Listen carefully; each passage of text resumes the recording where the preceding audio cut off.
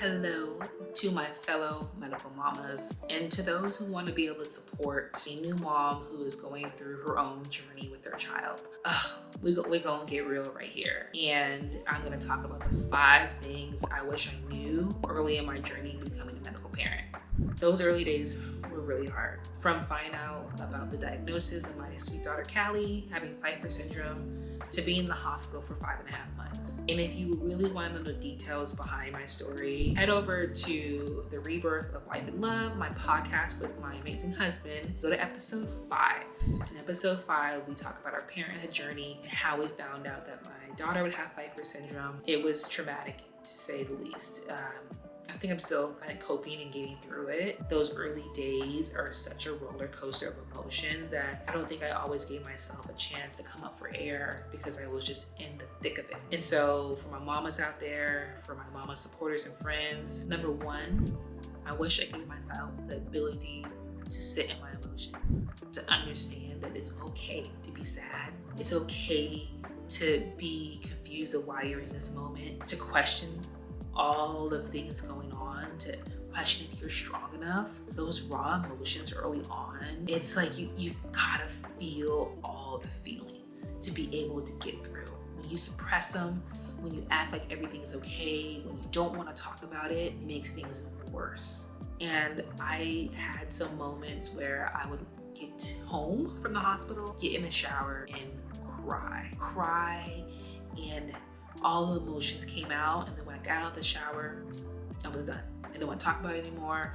I had to get back to my daughter, get back to the hospital, and make some life-changing decisions. And that is something that, looking back, I wish I took more moments of those feelings and didn't just have them in this 2-minute segment in the shower. I needed to talk to my husband about it. I needed to talk to my friends about it. I wish I knew that it was okay, because you can be sad that you're going through something, but also happy that you are a mom. I was a first-time mom, and I felt like I couldn't let on that this was hard and I was sad, because I felt like then this would be like I was sad that she was my child. That wasn't the case. I was sad that she was going through this. I was sad that this was gonna make her life hard.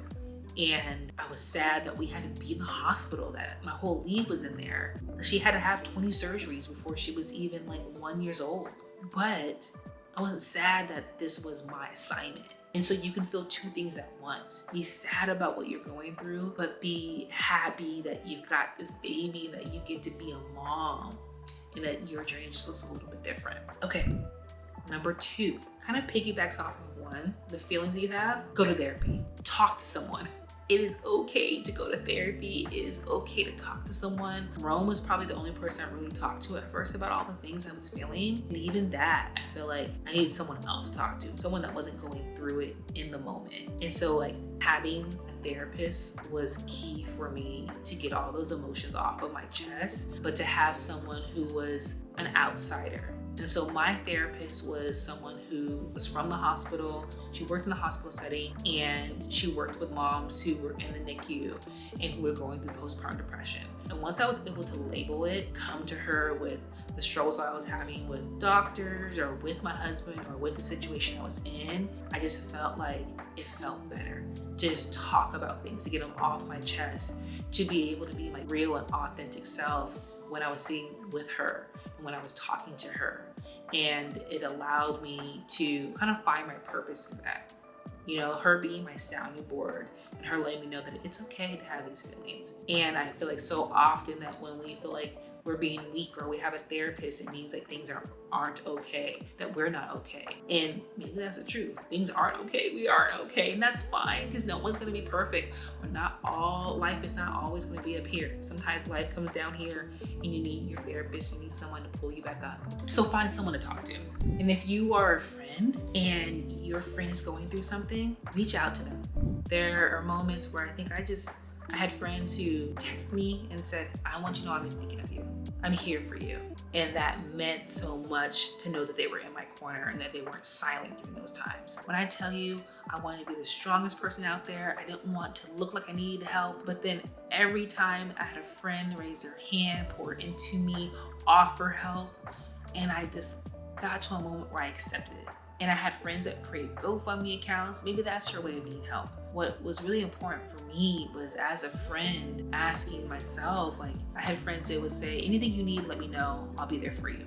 And in that moment, I didn't know what I needed. It's just kind of crazy to think about, but I didn't. But I also didn't want to put that burden on my friends. So as a friend, if you're reaching out to one of your friends, say it like this: I would like to bring you dinner. Is there something that you're in the mood for? I'd like to bring you dinner. Does pasta sound good for you? Take the decision making off their plate, because they're making so many decisions in the hospital that when you have these open-ended questions, it's just too much for us to really process. I like to come over and clean your house.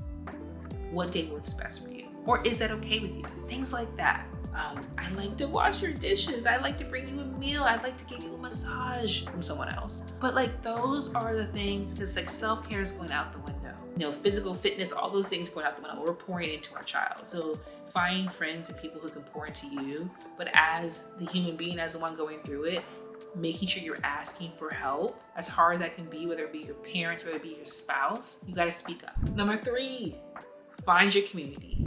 So just as much as I said, your therapist is someone you can talk to, your community can be friends who aren't going through it, but also friends who have been on this journey that you can go to for advice. I went to Facebook, I went to Instagram, I typed in Pfeiffer syndrome, and I found other moms who were on the same journey as me, some further along, some just right with me, and I was able to find my medical community. Because it's so important to find someone who has a similar story than you, because you need that. There are those days where the hospital was so new to me. I didn't know what this environment was like. And so being able to have someone to talk to about, hey, you know, you can get food from the hospital. They provide meals if you're breastfeeding. I had friends that also went through the same hospital, so they knew the doctors. You know, I recommend this doctor versus this one. They told me, advocate for yourself.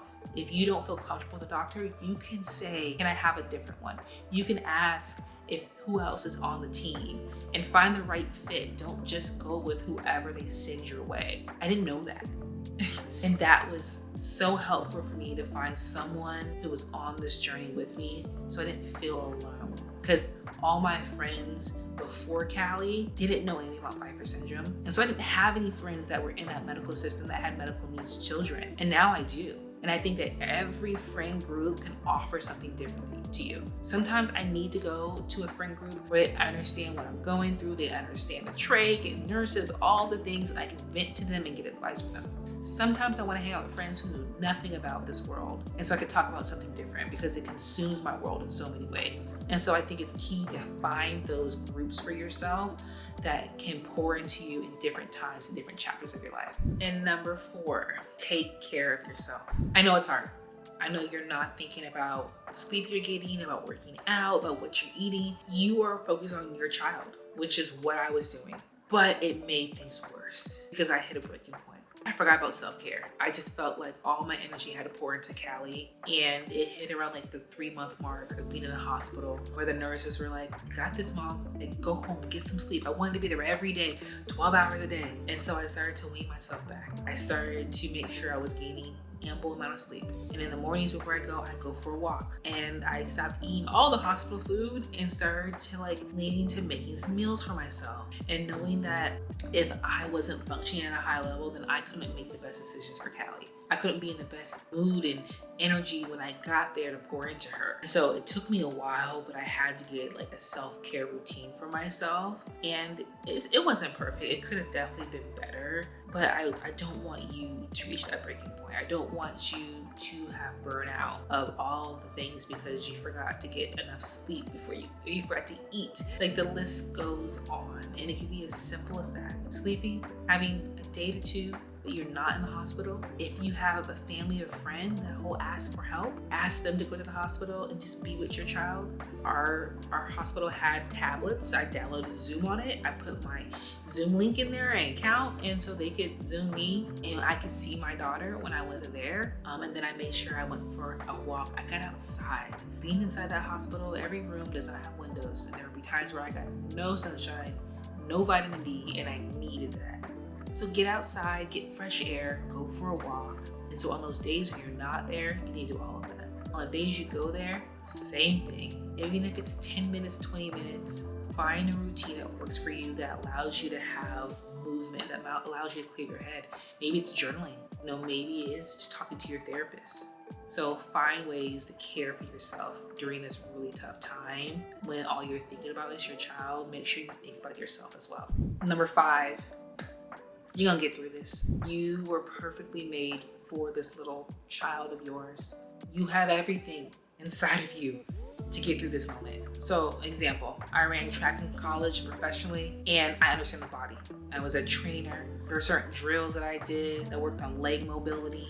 And there was a moment where the physical therapist came in. Callie was like 3 weeks old, and she told me to do these leg swings with Callie to open up her hips, because she was laying in this, in the hospital for so long on her back and need to move. And I remember her sitting there doing the drills, and I remember thinking, like, that's what I do. Like, I'm a hurdler. Like, I do those leg drills, those leg swings. I understand this body. I'm like, wow, like I could be her physical therapist. My husband, he has his own autoimmune disease. He has spent a lot of time in the hospital. And so he came in understanding just how things work, how to advocate for yourself, how to be in that setting. He helped me understand it. And so together, we just had these moments where like our strengths put together are gonna make this girl the most amazing person ever. Like, we're gonna get her through this because of what we have, what we bring to the table. And so just know that I think Brené Brown said this, you were meant for hard things. And so you can get through this. And I wish I knew what I knew now. I wish I could see the future.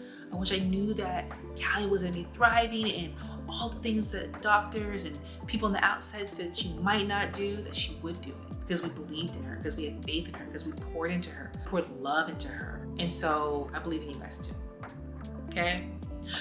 I knew I was gonna get through this. I was like, I can get through this without crying, and so I did it. But leave a comment below. What are some of the things that you've been through in life that in hindsight you wish you could give yourself that advice, those tips? And maybe you can share this with a mom that's going through a hard time right now, or you as a friend can take some notes and know how you can support your friend through a really difficult time.